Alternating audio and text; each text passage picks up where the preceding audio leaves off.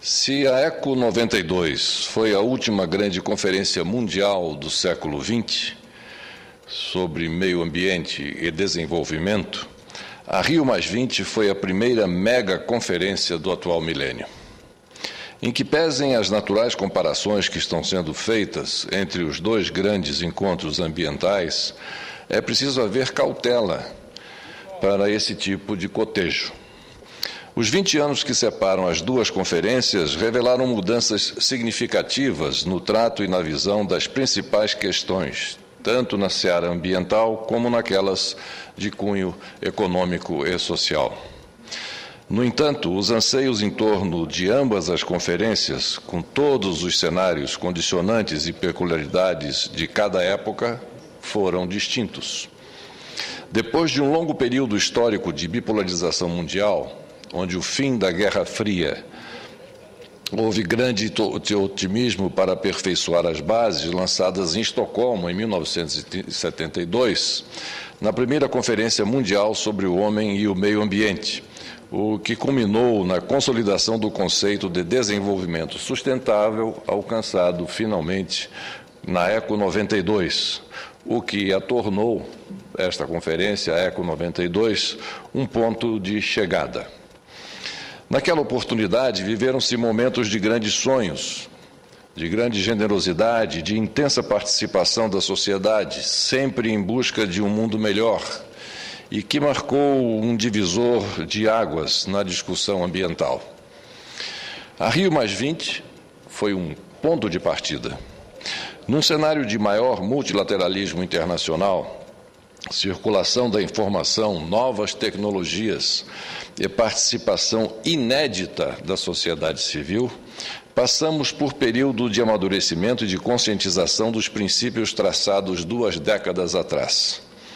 Nesse contexto, pode-se preparar a implantação das indicações feitas e avançar em novas estratégias para consolidar, no bojo dos objetivos do milênio, o desenvolvimento sustentável, que congrega uma diversidade de temas de muito complexa equação.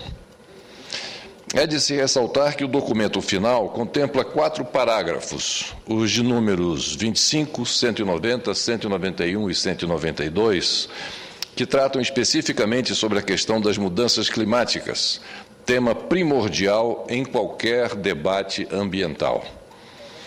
A característica ampla do objeto das negociações, contudo, levou em consideração matérias não correlatas às do desenvolvimento sustentável. Em parte, esse desvio de atenção e afrouxamento dos compromissos almejados deveu-se ao déficit de lideranças mundiais, além do descaso dos líderes do G7 em relação ao debate.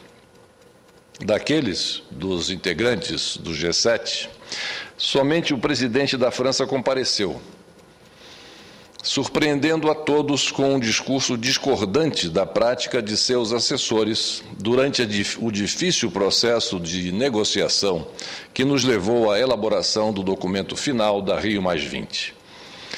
Apesar desse verdadeiro boicote, a conferência serviu para reafirmar os princípios da Eco 92 e garantir o seu legado, especialmente quando afirma os compromissos comuns, mas diferenciados, e não permite a revisão dos acordos, tratados e convenções firmados anteriormente. Além disso, teve efeito para retomar a visão sistêmica do desenvolvimento sustentável e apontar meios para a sua efetiva implementação. Senhora Presidente, senhores e senhoras senadoras, o documento aprovado inicialmente pelos plenipotenciários, em que algumas etapas da negociação tiveram que ser ultrapassadas em nome dos chefes de Estado e de governo, traz um conjunto de preocupações e considerações em temas cruciais, dos quais destaco 10 em especial. Assim, o documento final, a meu ver, acertou em 1. Evidenciar a erradicação da pobreza e as desigualdades sociais como ponto central descartando o adjetivo extrema em relação à pobreza e colocando o ser humano como foco prioritário do desenvolvimento sustentável. 2. Não retroceder com os compromissos assumidos em 1992, tais como o das responsabilidades comuns, porém diferenciadas, que já acabei de citar, e registrar expressamente essa premissa, reconhecendo implicitamente que o princípio do não retrocesso inserido no direito humanitário deve ser observado. 3. Estabelecer um fórum político intergovernamental de alto nível para acompanhar a implementação de governança global em desenvolvimento sustentável. Aliás, terceiro, esse último item. 4, exortar a Assembleia Geral das Nações Unidas para que fortaleça a estrutura do PNUMA, o Programa Nacional das Nações Unidas para o Meio Ambiente, inclusive sobre os aspectos financeiros. A propósito, a China deu o primeiro passo nesse sentido ao anunciar a destinação de 6 milhões de dólares para o fortalecimento daquele organismo. 5, optar pelo reestudo do PIB, Produto Interno Bruto, de modo a inserir outras variáveis capazes de dar um peso maior ao aspecto social e de bem-estar na aferição do Índice de Desenvolvimento dos países. 6, estabelecer processo de definição dos Objetivos de Desenvolvimento Sustentável no contexto dos Objetivos do Desenvolvimento do Milênio, a vigorar a partir de 2015. 7, apontar para a necessidade de alteração dos atuais padrões de produção e de consumo. 8, fixar o prazo de 3 anos, portanto, até 2015, para que sejam adotadas métricas de monitoramento, ou seja, novas medidas econômicas que considerem componentes ambientais no cálculo do atual Produto Interno Bruto.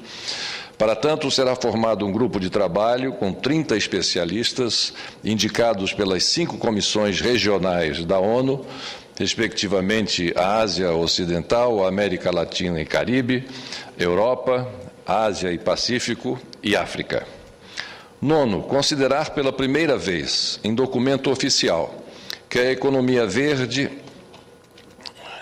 é colocada no contexto do desenvolvimento sustentável e da erradicação da pobreza, como ferramenta do desenvolvimento sustentável, em vez de ser estabelecida como novo modelo econômico substitutivo. De um lado, o novo conceito inclui uma série de ações que visam o desenvolvimento econômico e a melhoria de bem-estar com inclusão social, mas sem a incessante busca da preservação dos ecossistemas da Terra. De outro lado, essa nova modelagem não pode se constituir em meios arbitrários ou injustificáveis de discriminação ou restrição de comércio internacional. Tampouco se transformar em justificativa para imposição de medidas unilaterais, de tarifação fronteiriça ou mesmo para criação de embargos pela existência de problemas ambientais globais, devendo as soluções serem encaminhadas com base no princípio do consenso internacional. E 10º, reafirmar a igualdade entre os sexos e a autonomia das mulheres, assegurando-lhes as mesmas possibilidades de participação e de tomada de decisões que são acessíveis ao homem, no domínio econômico, social e político. Igualmente foi reconhecido o direito de mulheres, homens e jovens sob sua sexualidade e ao livre acesso a serviços de saúde em matéria de sexualidade e procriação, sem discriminação, constrangimento ou violência. Lamenta-se, contudo, a retirada da expressão direitos reprodutivos das mulheres do documento final. Destacamos também, senhora presidente, senhoras e senhores senadores, a intensa participação da sociedade civil nas mesas de debates, com abertura para sugestões e deliberações, bem como a utilização dos instrumentos e meios eletrônicos, consubstanciada nos diálogos para o desenvolvimento sustentável e outras atividades paralelas, como a Cúpula dos Povos. Faltou, porém, que as sugestões feitas dos diálogos integrassem o documento final, cuja redação já havia sido concluída. Contudo, as sugestões extremamente pertinentes perduram. Sobre os eventos paralelos ocorridos durante a Rio+20, vale ressaltar o Rio Clima, The Rio Climate Challenge, para a Conferência Rio+20, o acordo dos prefeitos do C40 e a Cúpula Mundial dos Legisladores. O Rio Clima, coordenado pelo deputado Alfredo Sirquis, sugestões, notadamente para os temas economia verde e governança. No acordo do C40, grupo de prefeitos presidido por Michael Bloomberg, prefeito de Nova York, prefeitos das 58 maiores cidades do mundo se comprometeram a reduzir 1,3 bilhões de toneladas de emissões de carbono até 2030. Para atingir esse objetivo, a proposta é reduzir até 2020 248 milhões de toneladas de emissões de gases de efeito estufa. Já a cúpula dos legisladores, organizada pela Globe International, igualmente debateu pontos cruciais da agenda da Rio+20, com destaque para a adoção do princípio do não retrocesso no direito ambiental e do capital natural na discussão e construção de políticas e no processo decisório. A propósito, vale a pena lembrar que a Rio+20 nasceu de uma iniciativa legislativa, mais especificamente do Senado brasileiro, ao aprovar requerimento de minha autoria, conclamando o governo federal para que lançasse nos foros internacionais a proposta de realização desta mega conferência no Brasil. Por este viés, a Cúpula Mundial dos Legisladores comprometeu-se ainda a se reunir a cada 2 anos no Rio de Janeiro com o objetivo de compartilhar práticas legislativas no sentido de desenvolver um plano de controle por parte dos legisladores nacionais para fiscalizar os governos e seus compromissos em relação à Conferência do Rio. Essa reunião, realizada paralelamente à Rio+20, foi presidida por Sua Excelência o senador Cícero Lucena e teve como relator Sua Excelência o senador Rodrigo Hollenberg e Sua Excelência a senadora Séries Secharenko como sua coordenadora. Aproveito a oportunidade, senhora presidente, senhoras senadoras, senhores senadores, para agradecer às Nações Unidas e ao governo brasileiro a homenagem feita a mim e ao senhor Maurice Strong pelos 20 anos da ECO 92. Senhora presidente, senhoras senadoras, senhores senadores, se hoje me questionassem se a Rio+20 teve algum efeito imediato, responderei: se não teve, terá. Como assinalou a ministra Isabela Teixeira, deixamos de ser reféns do curto prazo imposto pela atual crise econômica. E mais, como bem afirmou o ministro Antônio Patriota, o espírito do Rio continua vivo. O certo, senhora presidente, é que foi o acordo possível de se obter neste momento de crise econômica e processo eleitoral nos Estados Unidos. É verdade que o nível de ambição não foi elevado, mas também é verdade que houve avanços, que abriram-se janelas. Assim, exortamos, em especial, obter com eficácia o pretendido, até o emblemático ano de 2015, para o qual confluirão 6 grandes marcos. O primeiro deles, a implementação de novos objetivos de desenvolvimento do milênio, juntamente com o desenvolvimento sustentável. O segundo, a definição de metas obrigatórias para a redução das emissões de gases do efeito estufa, de Durban, a serem executados a partir de 2020, inclusive com a indicação para o pleno cumprimento dos compromissos das partes do Protocolo de Quioto e das decisões da COP17. Terceiro, a recuperação de estoque pesqueiro. Quarto, a busca de garantia de água potável e segurança hídrica. Quinto, o incremento do plano de ação de desastres e desertificação. E sexto, o debate sobre a proteção dos oceanos, dos estados insulares, além dos mares nacionais, buscando, no limite, estabelecer uma convenção específica para regular esse tema. Ou seja, precisamos de urgência, ambição e compromisso, como bem disse a embaixadora de São Vicente e Granadinas, ela que é embaixadora nos Estados Unidos e na OEA, a senhora Lacélia Prince.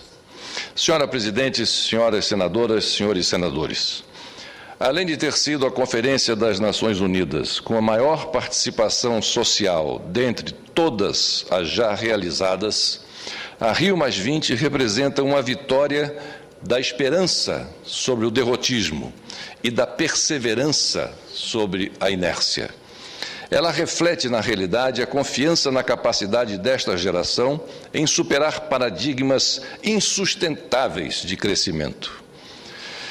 Ela é produto da profunda convicção de homens e mulheres da necessidade de ações imediatas para evitar uma catástrofe iminente que ameaça a própria existência de vida no planeta.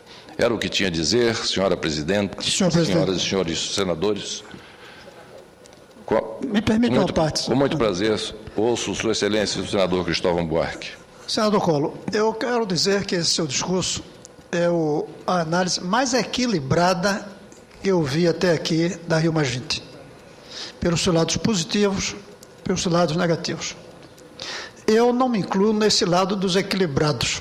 Eu realmente estou com a posição de que nós deveríamos ter avançado muito mais, como o senhor mesmo também tocou.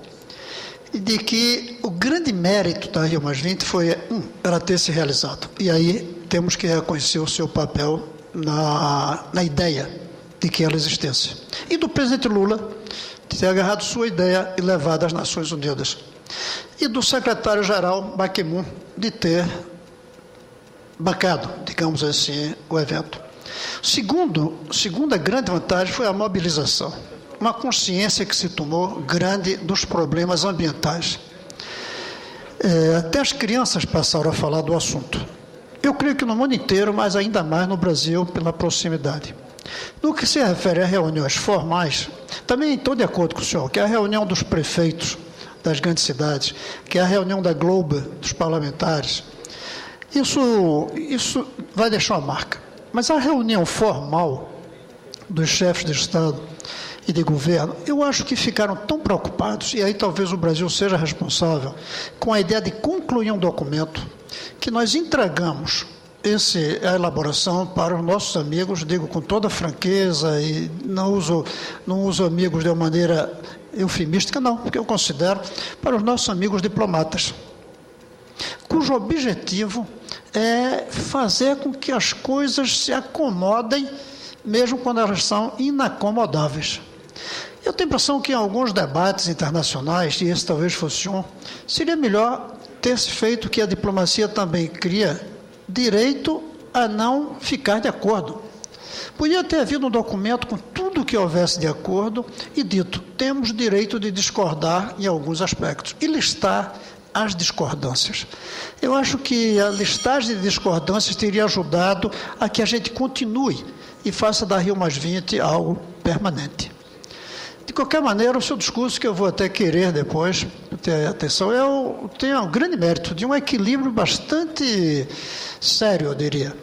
E eu quero, de público aqui, aproveitar para lhe agradecer ter me colocado como presidente da subcomissão que durante meses trabalhou a proposta para a Rio+20 e que nós distribuímos como livro, mas queria sugerir que o senhor, como presidente da Comissão de Relações Exteriores, mantenha essa subcomissão. Comigo, presidente, ou não, isso é outro detalhe, para continuarmos trabalhando, não a reunião Rio+20, mas aquilo que nasce dela. Por exemplo, eu acho que seria um bom exercício reescrevermos, numa ótica mais ousada, o que os chefes de Estado deixaram. Até porque eu reconheço que eles são menos livres do que nós. Eles são prisioneiros do seu eleitorado imediato, das propostas que ele tem que fazer para o crescimento.